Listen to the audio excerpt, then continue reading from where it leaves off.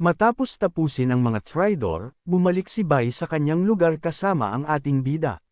Doon, mahinahon siyang umupo sa kanyang upuan habang ipinagtitimpla siya ng tsaa ng ating bida. May bahagyang seryosong ekspresyon, tinanong siya ng ating bida, "Master, tama ba talaga ang ginagawa nating ito?" Ang taong iyon ay, sa kabilang banda, isang God-level powerhouse ng lahi ng tao. Nang marinig ang mga salita ng ating bida, sumagot si Bai sa isang galit na tono, "Ang sinumang nakikipagsabwatan sa mga demonyo ay kaaway. Hindi na sila kabilang sa ating lahi, at sa pagkakataong ito, ang pagkilos na ito ay isa ring babala sa ibang mga bansa na itigil na ang patuloy na palihim na pagkilos laban sa iyo mula sa dilim."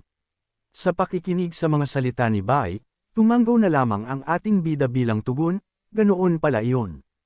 Pagkatapos niyon, nagsimula siyang mag-isip tungkol sa sarili niyang lakas, at napagtanto na hindi pa siya sapat na malakas. Habang tinatalakay nila ito, biglang tumingin si Bai sa kabilang bahagi ng silid. Sabi sa ating bida, oo nga pala, malapit nang magbukas ang Kunlun Mountain Dungeon. Tamang-tama ito para sa kasalukuyan mong level." Sa sandaling marinig ito ng ating bida, nagpakita siya ng pag-aalinlangan at nagtanong, "Ano ba talaga ang Kunlun Mountain na ito?" Pagkatapos niyon, ang kwento ay direktang lumipat sa Kunlun Mountain. Doon, makikita natin ang ating bida na naglalakad sa bundok. Ang buong bundok ay nababalot ng makapal na kumot ng nyebe, at malakas ang pagbagsak nito sa lupa. Ang mga tao sa paligid niya ay nagsimulang magbulungan habang nakatingin sa kanya. Ang isa sa kanila ay nagtanong, "Anong level kaya ang taong iyon?" Naglalakad siyang mag-isa. Pagkarinig dito, sumagot ang isa pa, "Base sa suot niya, mukha siyang may life-type profession. Paano siya nakarating dito sa Kunlun Mountains?" Ang ikatlong taong nakatayo sa malapit ay tumawa at nagsabi, "Hindi ba niya alam kung anong panganib ang mayroon dito?" Gayunpaman, binaliwala ng ating bida ang lahat ng kanilang komento at nagpatuloy sa paglalakad. Pagkaraan ng ilang oras, sa wakas ay nakarating na siya sa harap ng portal. Pagkakita sa portal sa harap niya, sinabi niya sa sarili, "Sa wakas ay nakarating din ako." Napakahabang paglalakbay niyon. Malapit sa portal, may mga tao nang nakaupo doon matapos magtayo ng maliliit na kubo. Binaliwala silang lahat ng ating bida at dumiretso sa portal. Sa sandaling iyon, isang tao na tila pinuno ng isang team sa lugar na iyon at nagpapainit sa harap ng apoy ang tumingin sa ating bida at nagtanong sa kanya, "Bro, hindi ka ba nilalamig?" Ang isa pang taong nakaupo sa tabi nito ay tumingin din sa ating bida at nagtanong, "Life-type profession ka ba? Nahiwalay ka ba sa mga kasamahan mo? Gusto mo bang ihatid ka namin pababa ng bundok?"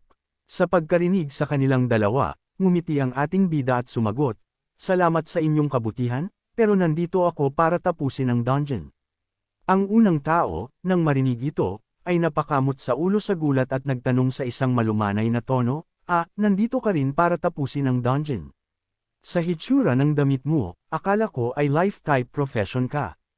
Habang sinasabi ito, naisip niya sa sarili, pero nasaan ang mga kasamahan niya? Bakit siya nandito ng mag-isa?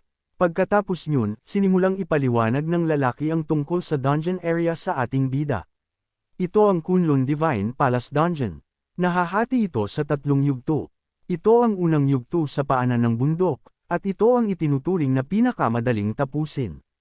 Gayunpaman, tila may mga professional mula sa ibang bansa na nanggugulo rito, kaya dapat kang mag-ingat ng kaunti. Pagkarinig dito, ngumiti ang ating bida at nagsabi, "Salamat sa paalala. Sapat na iyan para sa akin."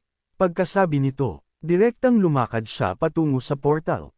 Pagkarating niya sa portal, ipinatong niya ang kanyang kamay sa kristal na nasa harap nito. Sa sandaling hawakan ng ating bida ang kristal, lumitaw sa harap niya ang mga mensahe tungkol sa mga kailangan sa pagpasok sa dungeon. Isinaad doon na ito ang unang yugto ng Kunlun Divine Palace, ang kailangang level ay level 55, at 12 tao lamang ang maaaring pumasok ng sabay-sabay. Kahit binabasa pa ang mga mensaheng ito, direktang nag-teleport ang ating bida sa loob ng dungeon. Sa sandaling maglaho ang ating bida, mabilis na kinuskos ng pinuno ng team ang kanyang mga mata sa hindi paniniwala at nagsabi sa gulat na tono, "Hindi ba ako namamalikmata?" Pumasok siya sa dungeon ng mag-isa. Ito ang Kunlun Divine Palace.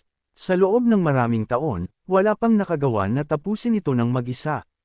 Maya-maya pa, may isa pang taong lumapit sa likuran niya at tumawa habang sinasabi, "Boss, ang mga kabataang tulad niya na sobra ang bilib sa sarili ay malalaman din ang kanilang limitasyon at others din."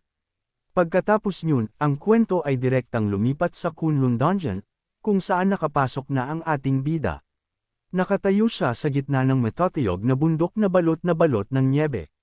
Ang malakas at nagyayelong hangin ay walang tigil sa paghagulgol, sapat na lakas para gawing yelo ang sinuman. Kasabay ng mababanggas na hangin ito, hindi mabilang na maliliit na piraso ng yelo ang mabilis na tumatama sa ating bida.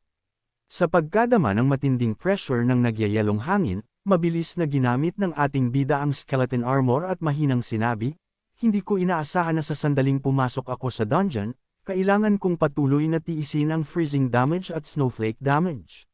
Bagaman hindi malaki ang damage, kung ibang profession ito, tiyak na hindi sila makakatagal ng matagal.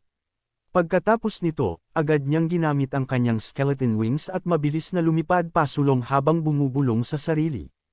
Ayon sa sinabi ni Master, ang Kunlun Divine Palace ay nahahati sa 3 yugto.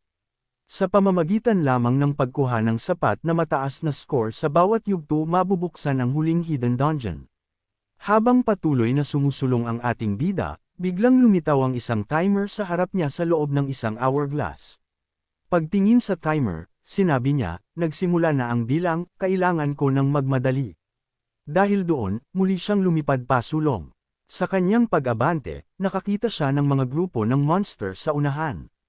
Ang mga monster na ito ay Ice Snow Lions Enhanced Elite Monsters at Snow Mountain White Fur Wolves Enhanced Elite Monsters. Ang ilan sa mga Ice Snow Lion ay level 56, habang ang mga White Furred Wolves naman ay level 55. May kaunting pagkakaiba ang dalawang uri ng monster pagdating sa lakas, bilis, espiritu, at stamina. Sa mga skill naman, ang Ice Snow Lions ay kayang gumamit ng Ice Roar, habang ang White Furred Wolves naman ay Flash Bite. Pagkakita sa mga grupo ng monster sa harap niya, mabilis na ginamit ng ating bida ang Bone Prison. Matapos ang atakeng iyon, ginamit din niya ang Poison Starburst. Sa sandaling gumana ang Poison Starburst, kumalat ang nakal-alasong gas, na naging sanhi ng pagkamatay at pagkatunaw ng mga monster ng sunod-sunod. Patuloy na lumalabas ang mga notification para sa mga napatay na monster na level 55 at 56. Matapos silang lahat na ubusin, nakakuha ang ating bida ng malaking halaga ng experience. Mula sa level 55 na mga monster, nakakuha siya ng 3,240,000 experience points, at mula sa level 56 na mga monster, nakakuha siya ng 3,360,000 experience points. Matapos pumatay ng ilan pang monster, ginamit ng ating bida ang Corpse Explosion at nagsabi, "Kung gusto mong pumatay ng mabilis, Corpse Explosion pa rin ang pinakamabilis." Agad niyang pinaganya ang Corpse Explosion. Habang sunod-sunod na nagpuputukan ang mga bangkay, muling bumahaw ang mga notification na nagpapahiwatig na nauubos na ang mga monster, at ang mga experience points ay patuloy na bumubuhos ng walang hinto. Habang nililinis ang lahat ng monster na ito, nakatitig pa rin ang ating bida sa timer. Sa sandaling iyon, biglang nanginig ng bahagya ang timer, at isang napakatinding pressure ang bumaba. Sa sandaling maramdaman niya ang malakas na pressure na ito, naging bahagyang kabado siya at nagsabi, "Lumitaw na ba ang boss monster?" Sa mismong sandaling iyon, sa gitna ng nagngangalit na hanging amihan at bagyo ng nyebe, lumitaw ang dungeon boss. Ang pangalan ng boss ay Kunlun Demon Bull, isang enhanced elite boss, level 58. Ang kanyang stats ay, Strength 15,000, Agility 40,000, Spirit 40,000, at Constitution 10,000. Para naman sa kanyang mga skill, kaya niyang gumamit ng Mad Bull Enhancement, Mad Bull Charge, at Rampage Sweep. Pagkakita sa stats ng Demon Bull, nangut siya ang ating bida at nagsabi, "Masyadong mahina." Ang mga monster sa unang yugto ng dungeon ay tunay ngang hindi sapat ang lakas. Kumpara sa mga monster sa Eternal Trial Grounds, ang pagkakaiba ay parang langit at lupa. Sa parehong sandali, itinaas ng Demon Bull ang kanyang higanting palakol at agad na ginamit ang Mad Bull Enhancement. Pagka-activate ng skill, nagpakawala ito ng isang galit na sigaw at mabilis na sumugod diretso sa ating bida. Nang makitang sumusugod ang Demon Bull sa kanya, hindi man lang kumilos ang ating bida. Sa halip, mahinahon niyang itinaas ang kanyang kamay at gumamit ng skeleton fangs. Sa isang iglap, hindi mabilang na mga pangil ang sumabog mula sa ilalim ng lupa, na tumagos diretso sa katawan ng Demon Bull mula harap hanggang likod. Napakaraming pangil ang bumaon sa katawan nito kaya napatay ang Demon Bull sa isang tira lamang. Sa sandaling mamatay ang Demon Bull, naglaho ang katawan nito, at natanggap ng ating bida ang mga experience points at mga reward sa pagpatay dito. Matapos mapatay ang Kunlun Demon Bull, nakakuha ang ating bida ng 5,800,000 experience points at nakakuha rin siya ng isang Demon Bull Giant Axe at Demon Bull Armor. Matapos ilagay ang lahat sa kanyang inventory, tumingin ang ating bida sa timer at nagsabi, ayon sa aking kalkulasyon, ang pag-ubos sa lahat ng monster ay tumagal lamang ng kalahating oras. Sa oras na ito, dapat ay makakuha ako ng excellent na evaluation, hindi ba? Pagkasabi niyon, humakbang siya ng kaunti pasulong.